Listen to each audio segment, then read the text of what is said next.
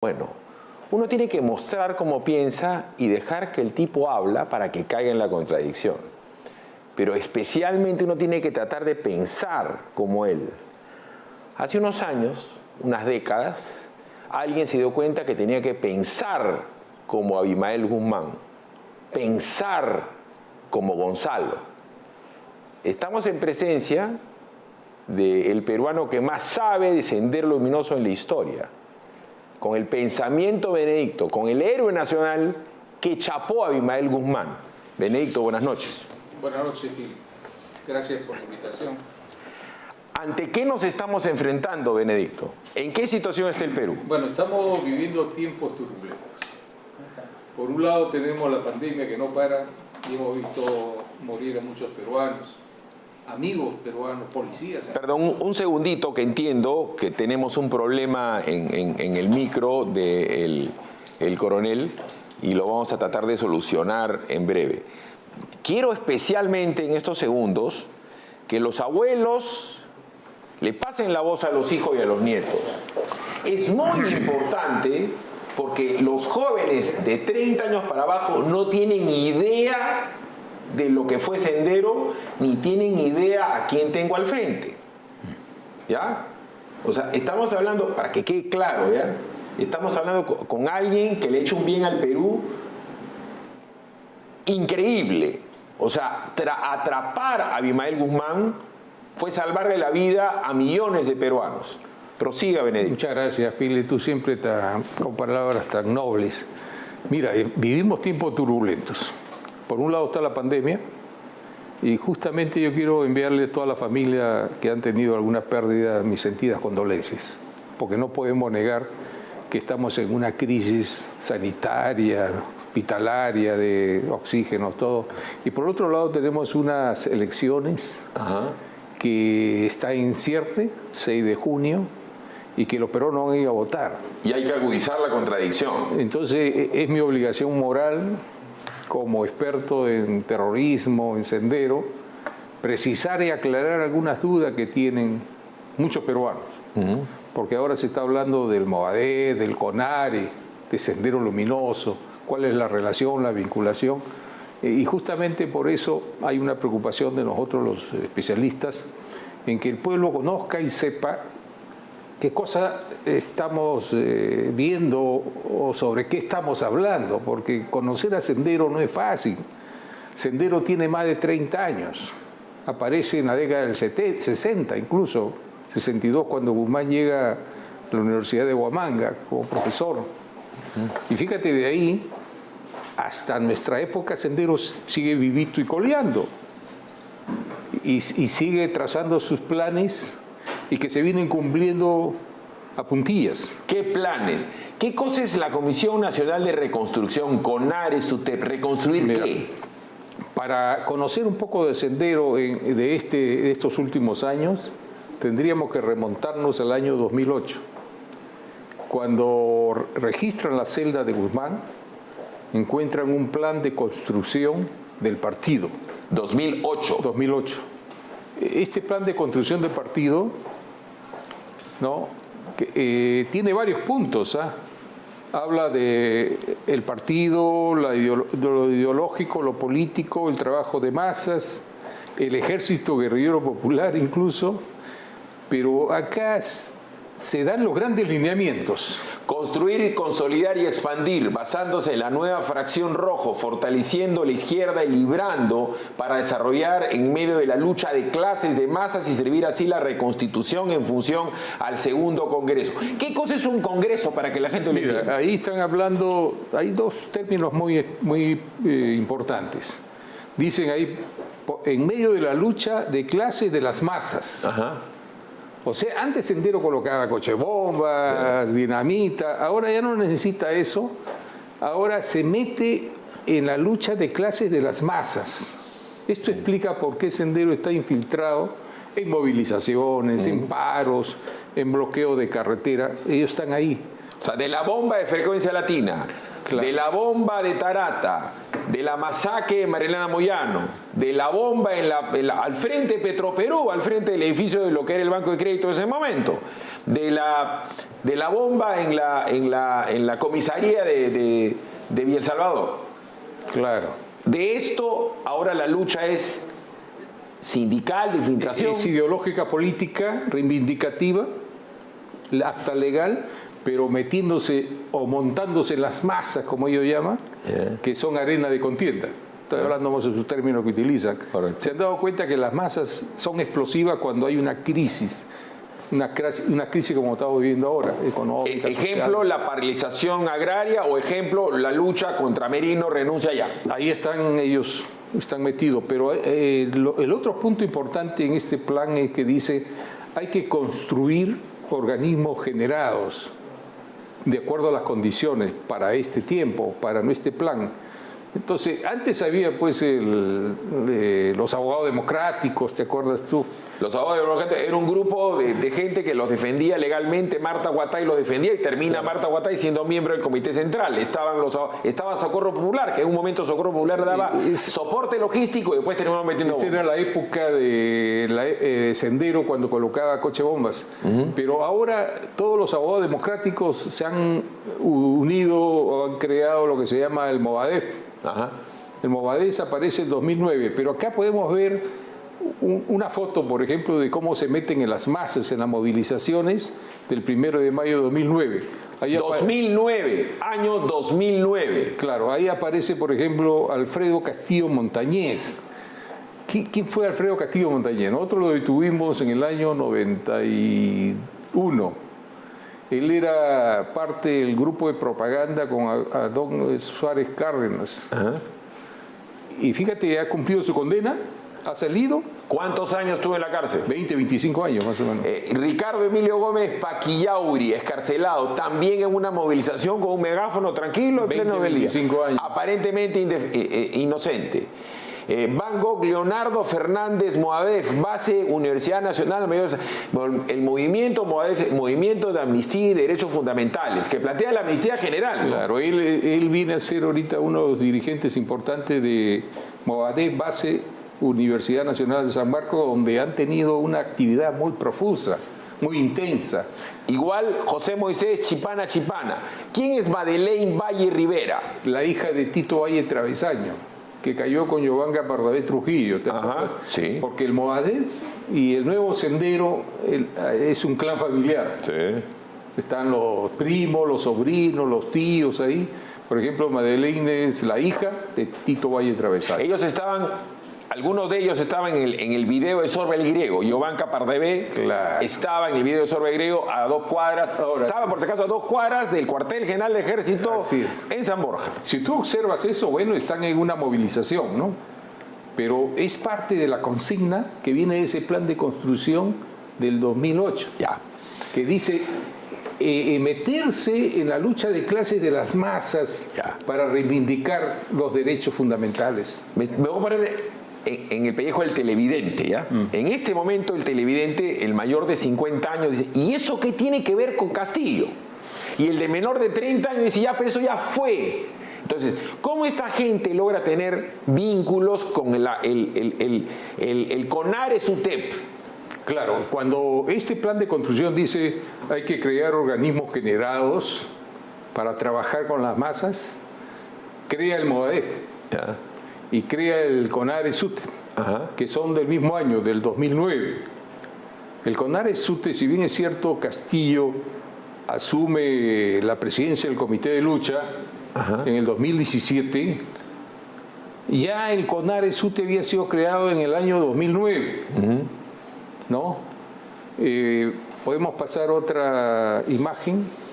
Quiero que recuerden que en un famoso libro, que es El arte de la guerra, tú tienes que tomar con el agua, tú tienes que tomar los suelos que tienen hendiduras, y tú vas tomando como el agua el suelo y lo vuelves fangoso el suelo, y no pareces un enemigo hasta que dominas el territorio, es decir, te vas infiltrando y no pareces peligroso. Claro, el trabajo en el magisterio fue descubierto cuando cayó Guzmán. Encontramos unos documentos donde hablaban de la infiltración en el magisterio, en el SUTE. Activistas del Movadef en movilización del 1 de mayo. Ya estamos en el año 2012, recordarán, 2008, 2009, 2012. Ronald Loaiza Cárdenas Perseo, Yuri Huasaca Ortega, Enrique Torres Conde, Cruzcaya Chacra Félix. Y ya estamos hablando, una persona joven, ella debe ser hija o sobrina de un prosenderista. Todos son del Movadef, ¿eh? Movadef, año 2012. Prosigue. Movadef, ¿no?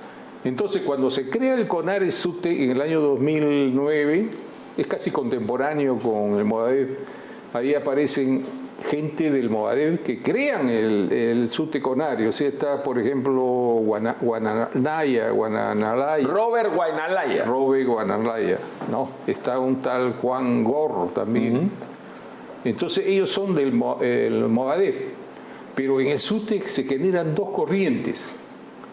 Una corriente que es la línea Proseguir y otra corriente que es la línea Solución Política. Ajá. Proseguir viene del grupo de Artemio, que decían, bueno, ¿estamos con el presidente Gonzalo?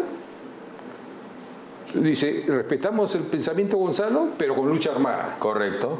Mientras que el otro se quiere reciclar. El otro dice solución política a los problemas de la guerra. Dos cositas para que los chicos entiendan. Sería bueno tener imágenes del día que capturan a Ismael Guzmán. Es una cuestión bien interesante porque el día que lo capturan, Ismael Guzmán dice, ok, me han capturado. Pero lo que está acá, queda. Lo que está acá, el pensamiento, por eso le decían shampoo en la Universidad de Huamanga, le lavaba la cabeza a los muchachos. Queda. Y cuando ya lo muestran, enjaulado, ¿qué cosa dice enjaulado y con uniforme a rayas? Este día dice, esto desafía al Perú, encarcelado, dice, es un recodo en el camino. O sea, el recodo del camino nos trae el año 2021, ¿cierto? Así es. El año 93, Guzmán acepta la derrota militar, pero dice, no, ideológica y políticamente no estamos todavía vencidos, porque una derrota total es de 3 ángulos: militar, ideológica y políticamente. Y si no lo hemos derrotado completamente a Sendero, es porque nos dimos una borrachera triunfalista. Yo le llamo borrachera triunfalista. Porque se equivocan en venir demasiado rápido del campo a la ciudad, porque precisamente los ronderos y la Iglesia Católica y Evangélica los expulsan del campo. Vamos a ir a una pausa. Ayer dijo algo interesante el congresista Mulder. La política es la guerra sin armas. Hoy están haciendo política. Sí, es Clausewitz decía eso. Von Clausewitz es el clásico teórico de la guerra que dice: la guerra la gana quien dobla la voluntad del enemigo. No se ha doblado la voluntad de Sendero Luminoso, que mata a los Romanov cuando pensaban que no iba a haber revolución de octubre. ¿Recuerdan? Cuando los matan a los Ares, pensaron que todo está tranquilo. Y Luis bailaba minué con María Antonieta horas antes de que lo maten. Hablando de golpes, el coronel Benedicto Jiménez es acaso el único policía nacional vivo que tiene el mismo entrenamiento de comando del general Williams y también del general Astudillo, que están viendo en este momento este programa. Prosigamos. ¿Qué tiene que ver, dirá la gente, Castillo con Sendero, con CONARE en el siglo XXI? Claro, hasta el momento hemos determinado que CONARE-SUTE es creado por el Movadef, ¿no? El año 2009, y ha tenido una secuencia que podemos verla en un ratito en un cuadro. Sí. Sí. Vamos avanzando, por favor, con la secuencia. Sí, sí. Bueno, esto es para demostrar que ese plan de construcción también hablaba de los destacamentos armados. Este es el último golpe que ha dado la DINCOTE, donde se ve que hay un destacamento de la zona sur, pero en función de la lucha de clase de masas.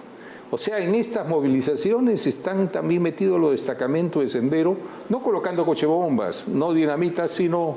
¿Nos puede explicar qué cosa dice esta señora Marina Pacheco García en esta interlocución con una grabación, presumo, con alguien que no se sabe? Explíquenos, por favor. Claro, él está hablando de alguna tarea, dice, no, el compañero es de año, o sea, están viendo la situación de la militancia de un compañero para ver si es probado o no probado dentro, para aceptarlo como tal. Ajá. Porque ahí, en este plan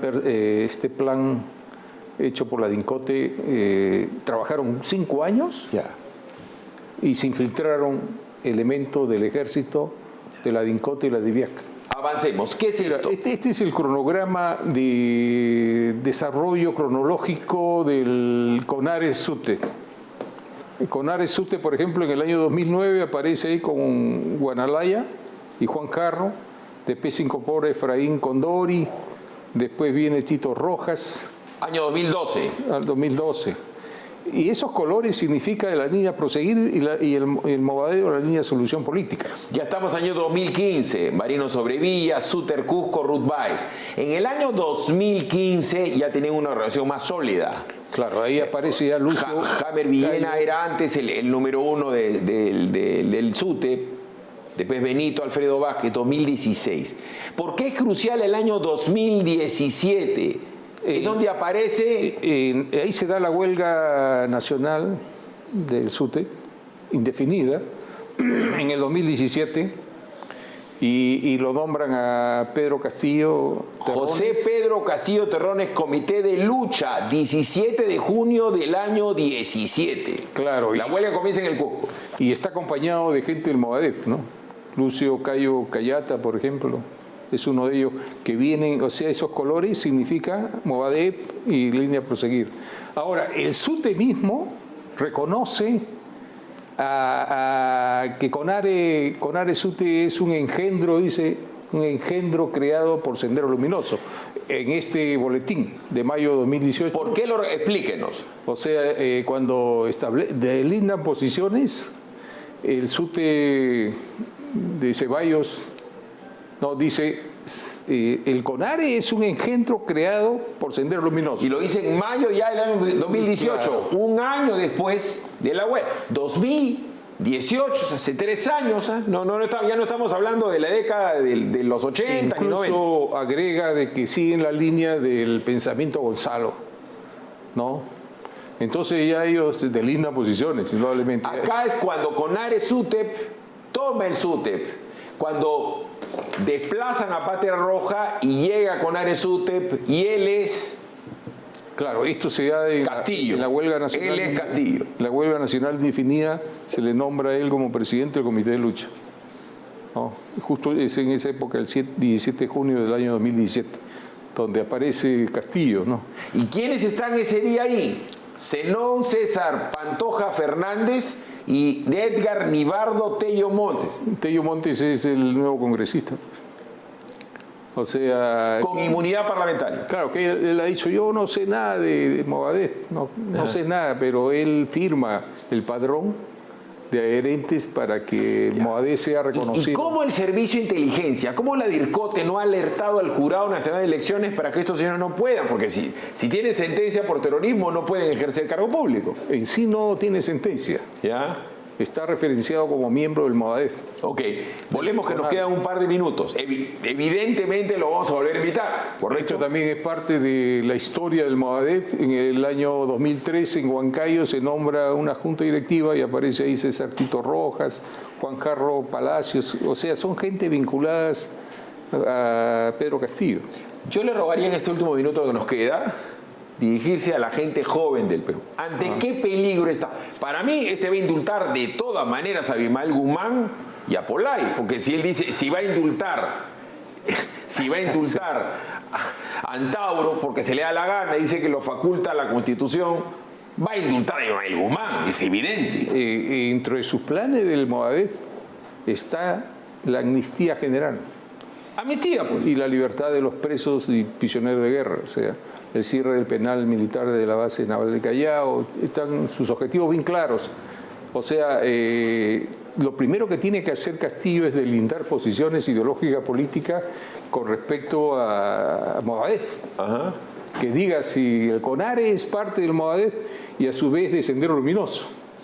Debe sentar posición y después juramentar de que no va a amnistiar a Guzmán y a todos los principales dirigentes de Sendero Luminoso. Yo le voy a pedir, agradeciéndole por supuesto por su presencia, le voy a pedir un favor y lo voy a decir acá pública, voy a ser infidente. En contra de la voluntad de su esposa, que no quiere que usted corra peligro ni que lo maten. porque usted ha tenido inclusive una enfermedad coronaria y no tendría por qué pasar por esto. Yo le voy a agradecer que venga usted mañana para continuar con algo que es vital. Pensar. Usted se metió en la mente de Guzmán y lo derrotó y lo capturó. ¿Qué hay que hacer ahorita? ¿Qué pensamiento hay que tener en la cabeza? ¿El pensamiento Gonzalo o el pensamiento Castillo? En este momento yo pienso de que el pensamiento Gonzalo ya se conoce por sus documentos, ahora es el pensamiento Castillo. ¿Qué puede estar pensando? La idea, el programa de ayer me lo ha comentado muchísima gente, presumo que usted también le ha llamado mucha gente y quiere saber más de su boca. Pongamos en contexto de lo que fue Sendero Luminoso en su primera etapa virulenta en el campo para después llevar del campo a la ciudad la lucha de ustedes contra ellos. ¿Les parece? Veamos esta nota que nos la comenta luego el coronel Jiménez. Sendero empezó su masacre en el campo. Sendero Luminoso dejó cerca de 70.000 muertos en el Perú. La sangre empezó a correr en los pastizales de la sierra. A los que no se sometían a sus mandatos los exterminaba. Y cuando hablamos de exterminar, eran hombres, mujeres, ancianos, niños. Este grupo terrorista sentó sus bases en 1970 en la Universidad Nacional San Cristóbal de Huamanga, en Ayacucho, a manos de Abimael Guzmán. Desde ahí nació su idea de tomar el poder a través de las armas y el miedo. La primera masacre de terror en una comunidad campesina ocurrió en la pobre provincia de Lucanamarca, en Ayacucho. Acá en Lucanamarca nos ha traído noticia que ya estaba Sendero Luminoso por Ayacucho, en Vilcashuamán, por todos esos sitios ya había, y nosotros hemos estado ya con miedo ya. Hasta este lugar, en 1983, llegaron más de 60 terroristas, donde mataron a 69 campesinos, de los cuales 18 eran niños. La mayoría de las víctimas murieron a machetazos. Para levantar a vencer al Perú para comunista, dice eso. Para comunista, el Perú vamos a estar comunista. El presidente que se vaya al otro sitio. Que esta gente actuaba a favor de Sendero o tenía que obedecer porque el Estado no lo protegía. Y si desobedecían, mataban a su padre, a sus hijos o a sus abuelos. Marcos Ibaceta, expresidente de la Sala Penal Antiterrorismo, resalta que los principales puntos de ataque de los terroristas eran los pequeños e inofensivos pueblos campesinos y las comisarías. Los mataron tirándolos al piso y pisándoles el cuello. El otro método para no gastar balas era utilizar machetes, pero prefirieron utilizar piedras. Otro de los crímenes más recordados durante ese mismo año fue el de Ochuracay, también en Ayacucho. En ese atentado murieron 8 periodistas, un guía y un comunero de la zona, todos ellos sindicados de ser terroristas. Ya, los reales. Sí.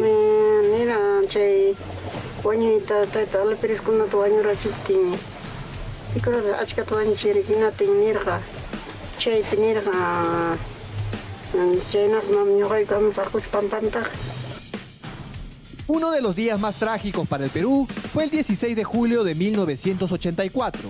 Un grupo de 40 terroristas disfrazados de policías y militares asesinaron con machetes y picos a 104 personas en 7 localidades de Ayacucho. Esta masacre fue conocida como el Expreso de la Muerte.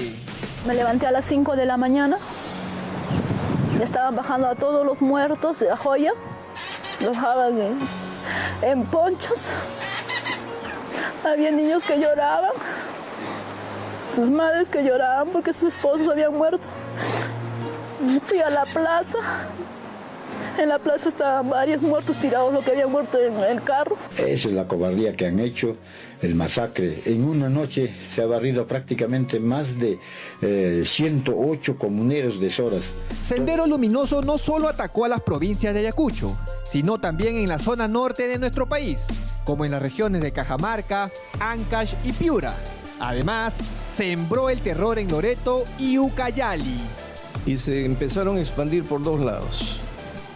Por el oeste, bajaron a Chincha y a Cañete, que fueron los focos principales de actividad senderista. Pero esa es ruta de narcotráfico también. Y por el este, siguieron la ruta de la Purímac, tomaron el río PN, llegaron al Tambo y desembocaron en el Ucayali. Esta era la situación que vivía el interior del país. Un contexto social y político en el que los pocos militares que iban a combatir a estas zonas alejadas del Perú no tenían un plan militar en específico. Mientras que en el otro extremo se encontraba Sendero Luminoso, cuyo objetivo era causar miedo y terror. Los más perjudicados de esta lucha fueron los campesinos.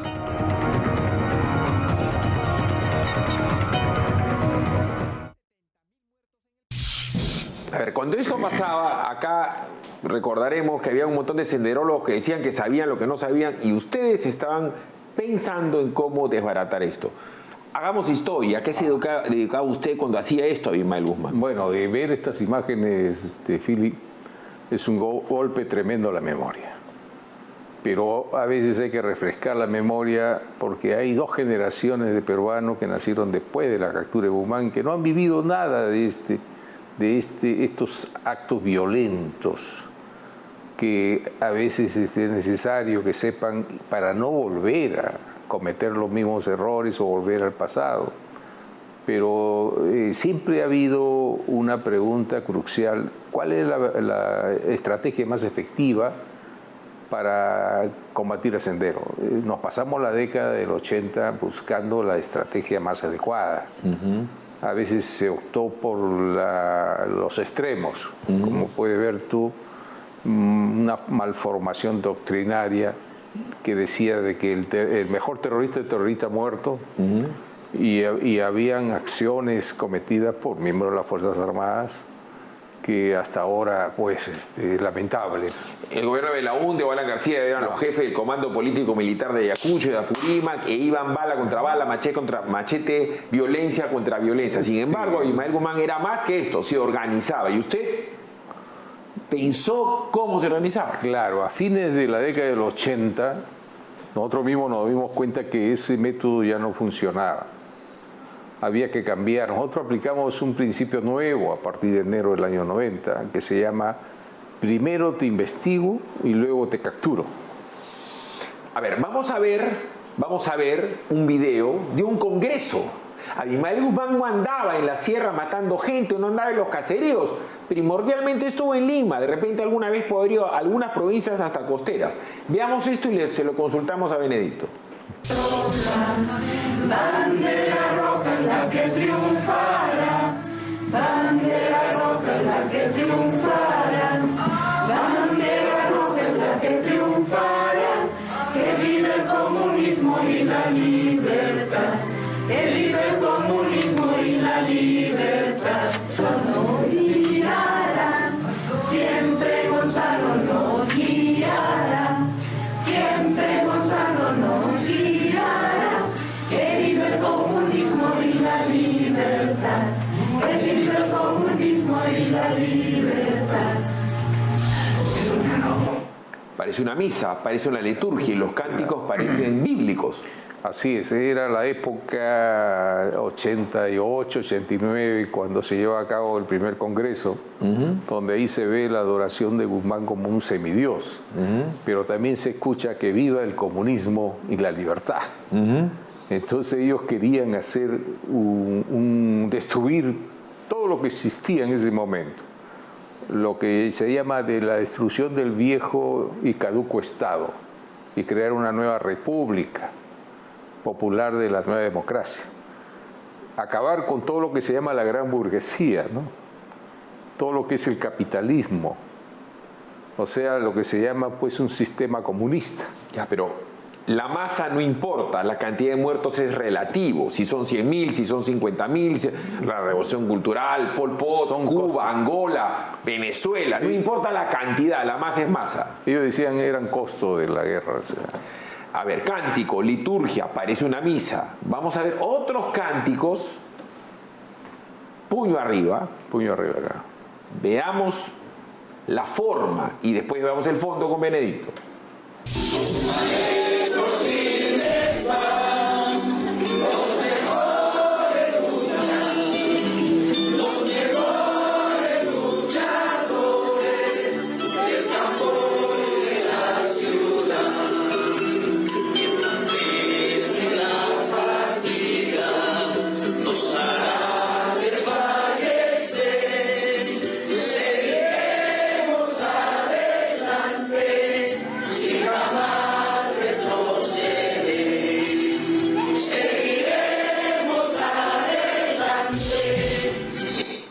Vemos la imagen de Castillo hablando de su niña, una niña siempre es tierna, vemos niños también con el puño arriba. Esto es como una misa, al aire libre. Es un rito, es algo ritual. Es el Conares Sutet. Ahí vemos chincheros, por ejemplo. Están cantando algo que muy parecido, que ahora vamos a ver las imágenes de Sendero en el año 88 de Castro Castro. O sea, lo que llama la atención es el ritual, ¿no? Las canciones son casi similares, las letras, y el puño al alto, que es el símbolo del comunismo. Bueno, que también a Guzmán lo hemos visto también en los procesos que levanta el puño izquierdo. Que es un mensaje. Es un mensaje así, de fuerza, de fortaleza, ¿no? Así. El Papa hace esto, ¿no? Claro. Los curas, esta es la cruz de Cristo. Sí. Es un mensaje. Es un mensaje. Claro. ¿Cierto? Este es un mensaje.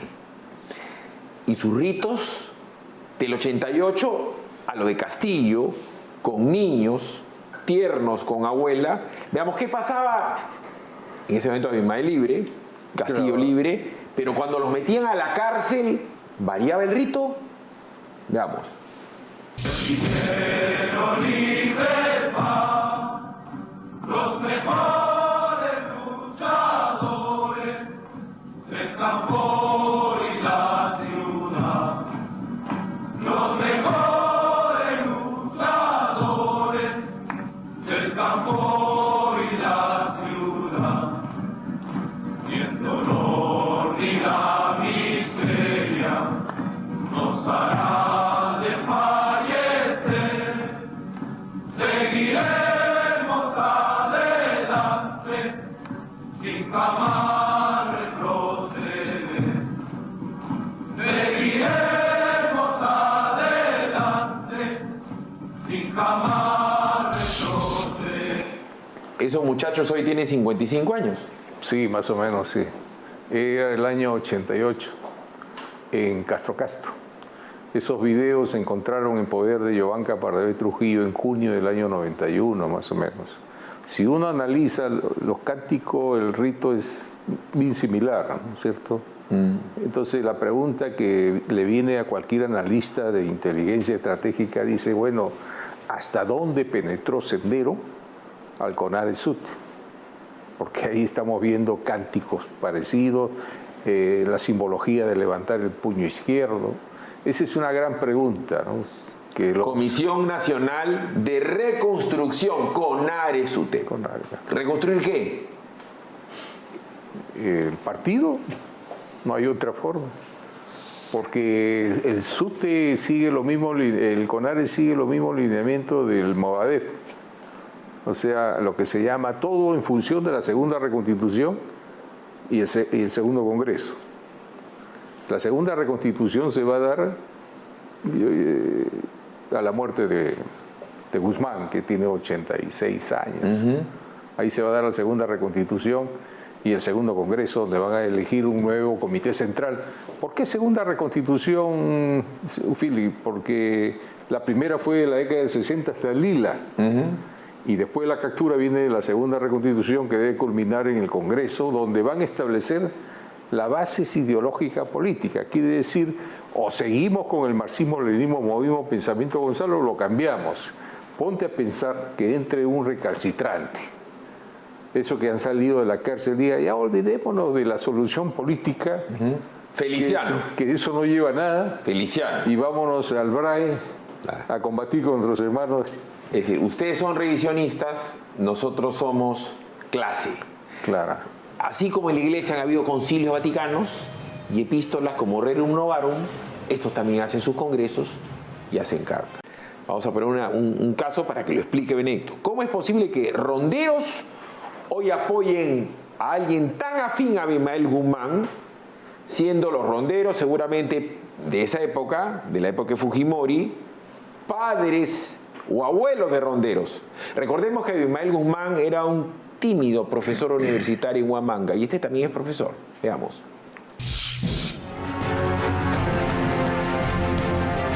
Luego de que Sendero atacó a las zonas campesinas, los ronderos cumplieron un rol fundamental. Damos toda nuestra vida, trabajamos más de 20 años en este proceso de pacificación. Y es que las personas más valientes que se enfrentaron a los terroristas fueron los ronderos campesinos, al punto de que el mismo presidente de aquella época, Alberto Fujimori, reconoció la labor que hacían. Los ronderos, a fines de la década del 80, tenían clara su misión: defender a sus comunidades de la amenaza terrorista.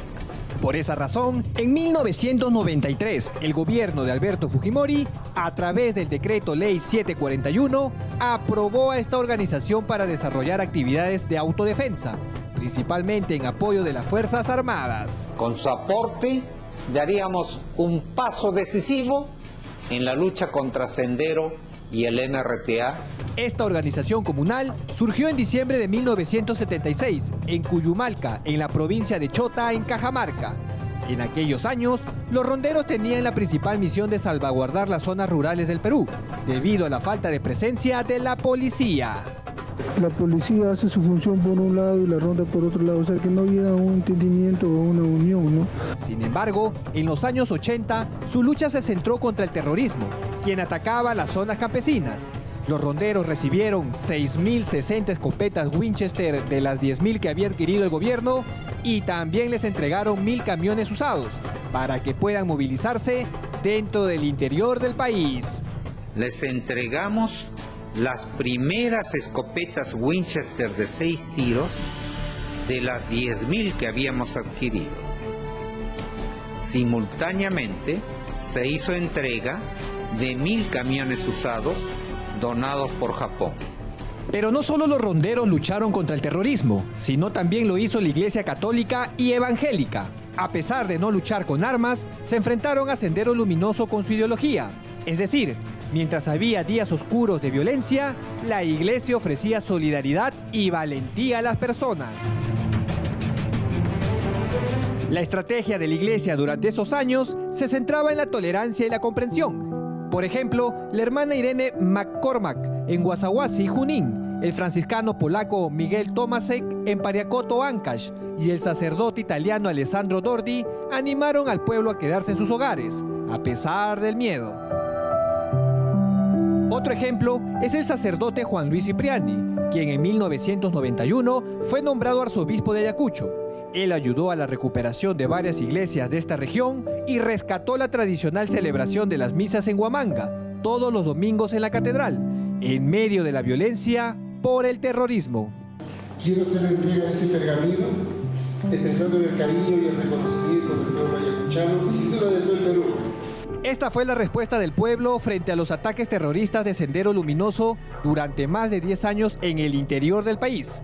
Sin embargo, este terror pasaría a la capital limeña, donde hubo también más de un atentado terrorista.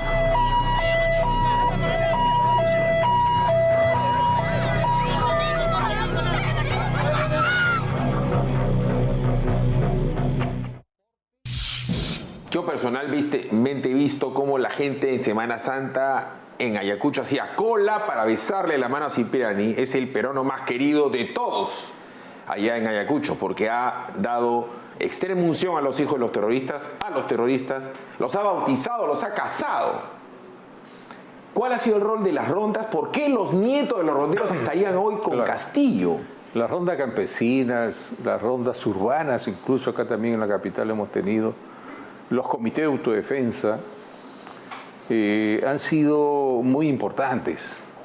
Jugaron un rol crucial, hablemos así, ¿no? En algunos lugares fueron una muralla que impidió que ingresara Sendero, pero también fueron sacrificados la mayoría de sus dirigentes fueron eliminados, como le llaman ellos, por Sendero.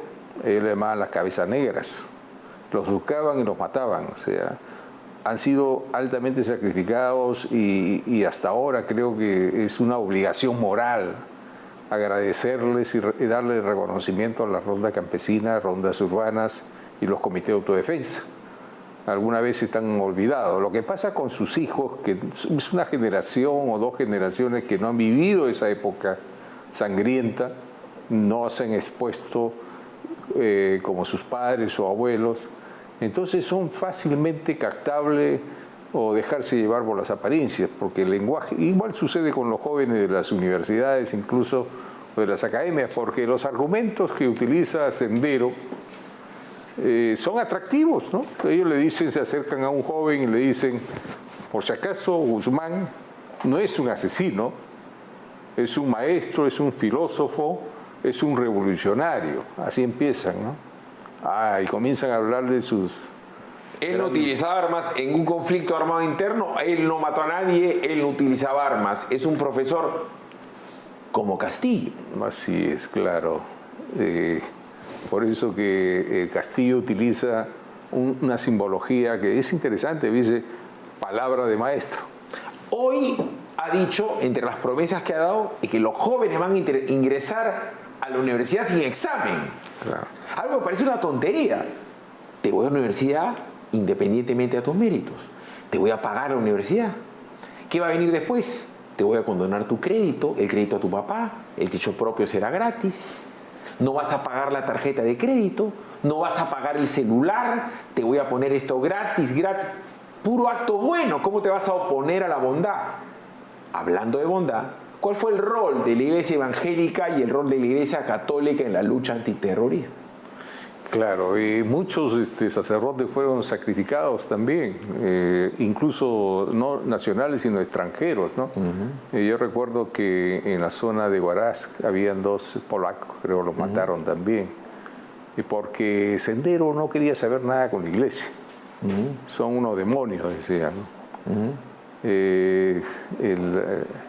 O sea, por eso los mataban también. Bueno, por eso la campaña anti-Cipriani que tiene 25 años, ¿no? Así es. Pero otro argumento que utilizan para convencer a la juventud, y esto es bueno que sepan, que estén alertados, porque los investigadores tenemos un lema que dice, nunca te dejes llevar por las apariencias. Cuando te ofrecen todo es por algo, o sea, debe haber algo. No vas a creer que todo se cumple. Otro argumento de peso dicen lo siguiente: por si acaso acá no ha habido un terrorismo, ha habido una guerra interna. Conflicto armado interno. Conflicto armado interno. ¿Y de dónde sacan eso? El informe de la Comisión de la Verdad y Reconciliación. Que no reconcilió a nadie, ¿no? Claro. Y también otro argumento dice, por si acaso nosotros no somos una organización terrorista, somos un partido comunista peruano. Y también la Comisión de la Verdad le pone pues Partido Comunista Peruano Sendero Luminoso, que yo no sé dónde sacaron ese nombre porque eso se colocaba en los atestados de la DINCOTE, pero le dieron una partida de nacimiento. Entonces, en base a eso ellos dicen, somos el Partido Comunista Peruano Sendero Luminoso. Y hoy ha venido Castillo, silente del campo a la ciudad. Casi no ha hecho campaña en Lima. Casi no ha hecho campaña en Lima. Y ha logrado una votación aparentemente aluvional, aunque cuando uno ve claramente la foto, se ha habido 30 y tantos % de ausentismo, no es tan grande, no es tan aluvional. Pero del campo a la ciudad, yo soy campesino, yo soy pobrecito, yo estoy con mi arado, yo estoy con mi vaquita, del campo a la ciudad. ¿Qué tiene que ver eso? Quédense en combates, regresamos con el mal llamado equilibrio estratégico, cómo Abimael viene a Lima, casi nunca se movió de Lima, y cómo este señor que está al frente de nosotros, Benedicto, lo logra atrapar. Del campo a la ciudad, ¿cuáles son los requerimientos de la ciudad? No vas a pagar la tarjeta de crédito, no vas a pagar el crédito hipotecario, te están acogotando con esa mototaxi que debes, no vas a pagar el carro. El mensaje bueno de un profesor que viene del campo a la ciudad. Repitamos ese tema del campo y la ciudad pero veámoslo de antes para acá. Veamos.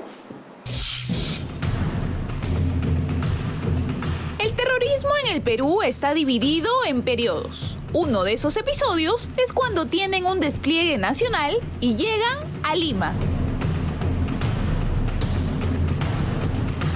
A pesar del parcial control de las Fuerzas Armadas sobre los terroristas, Sendero Luminoso se expande con una mayor intensidad de atentados en la capital. En total fueron 1925 con explosivos y coches bomba. En Lima, Sendero inició a enquistarse por medio de los llamados pueblos jóvenes como Huaycán, ubicado en el actual distrito de Ate y Villa El Salvador. En este último asesinó en 1992 a María Elena Moyano, quien fue exteniente alcaldesa del distrito y una dirigente conocida por su labor social y antisenderista. Claramente, compañeras, porque hasta antes nosotras, muchas dirigentes, hemos dicho, sí, son compañeros que dicen porque luchan por el pueblo. ¡Falso! Moyano, de 33 años, se oponía abiertamente a la influencia de los terroristas en el lugar que la vio crecer. Es por eso que un 15 de febrero, las amenazas de muerte se volvieron realidad y sin importar la seguridad personal que se le había asignado, tuvo un trágico desenlace.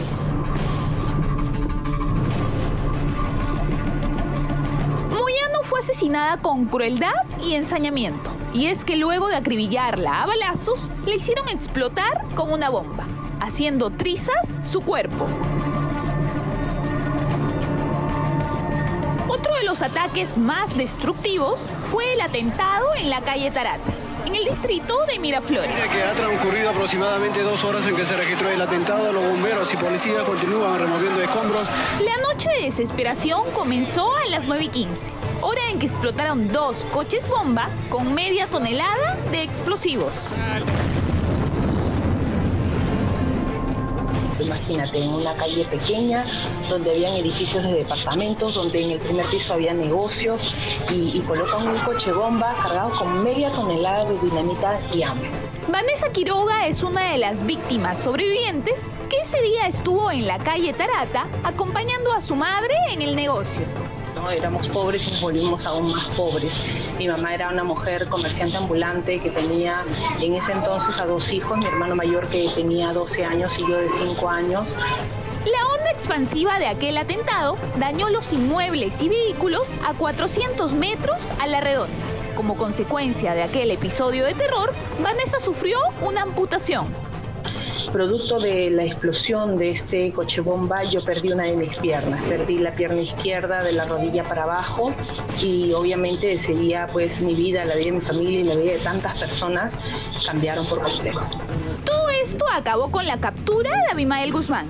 El cabecilla de Sendero Luminoso fue capturado en Surquillo junto a varios integrantes de la cúpula. El personal de inteligencia concretó la detención tras un seguimiento de por lo menos 2 meses.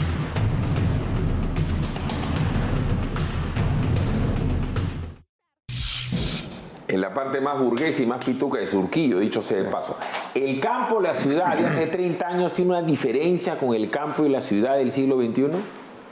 Sí, claro, mucha diferencia.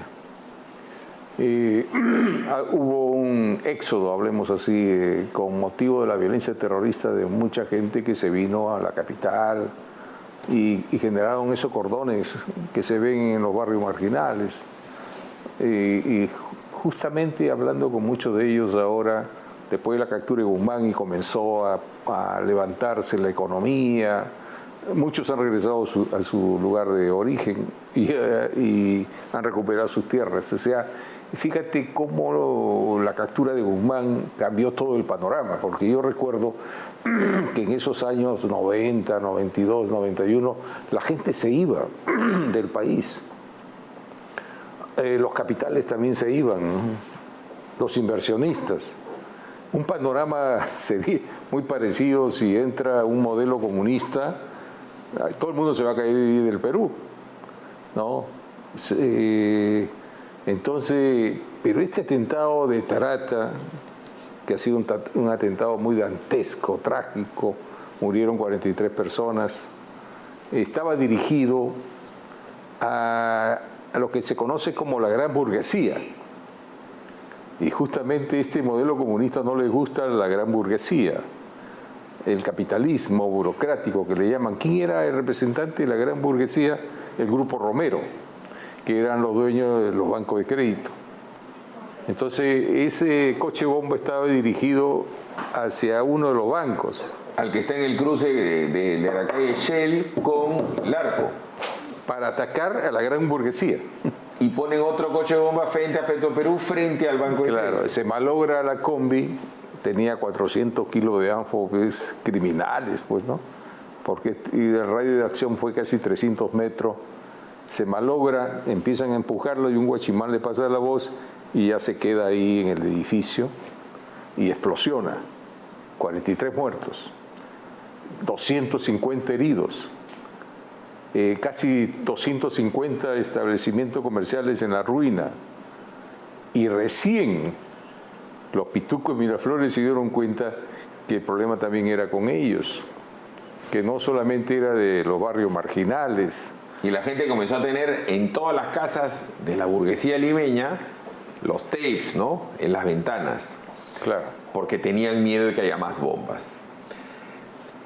Lo vamos a seguir invitando, como lo va a invitar mucha gente, para hablar del pensamiento Castillo es diferente. Ya no van a tomar la ciudad con esta violencia, la van a tomar con promesas, reitero. Ahora te abusa el banco tal con la tarjeta de crédito, yo te la condono. Debes techo propio, tú pagas el banco de techo propio, te lo condono, ¿cierto? Debes el carro, debes el mototaxi, debes el celular, debes, te oprimen. Claro. Yo te voy a liberar, yo soy el bueno, ellos son los malos. No es un tema contra, la gente cree que es contra Keiko, no es contra Keiko, es contra toda la sociedad peruana, los malos y los buenos. Sí, voy a dar un pequeño mensaje, ya como culminando la entrevista, porque hay mucha gente que nos escucha, principalmente policías y militares, porque el destino, los escenarios son medios sombríos, si gana el modelo comunista, ¿no? Porque incluso en los planes de seguridad ciudadana está una legislación para organizar al pueblo por sectores. Si nos vamos a Venezuela, la fuerza bolivariana más o menos empezó así.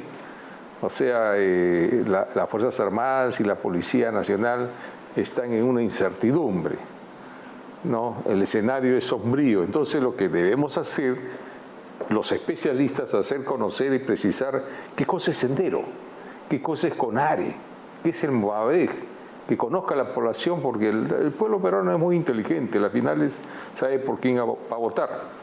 Y alguien me dijo una vez, conversando con un taxista, me dice, mira, en grado extremo sabemos que Keiko se puede quedar 5 años y después se va. Pero el modelo comunista, el que entra se perpetúa en el poder, ya no quiere salir. Chávez fue uno de esos. Chávez era mansito. Claro, en la entrevista que le hicieron en el 88, ¿sabes? Él dijo, yo en 5 años me voy y si quiere en 2 años, si no soy un mal gobernante. Se quedó 13 años. Correcto. ¿No? Nicolás Maduro ya lleva 8 años. Ellos se perpetúan en el poder, no quieren salir en el poder. Es verdad. Lo vamos a invitar de todas maneras la próxima semana. Antes de irnos, simplemente un acápite. Hoy conversaba con Pepe Pardo, una persona muy conocida en los ambientes empresariales. Después de que Benedicto mete a la cárcel a Abimael Guzmán y prácticamente todo lo del GEIN, yo conozco un montón de gente de GEIN. Ni uno solo de ellos, de manera individual o grupal, fueron contratados como jefe de seguridad o especialistas de seguridad de ningún grupo económico en el Perú.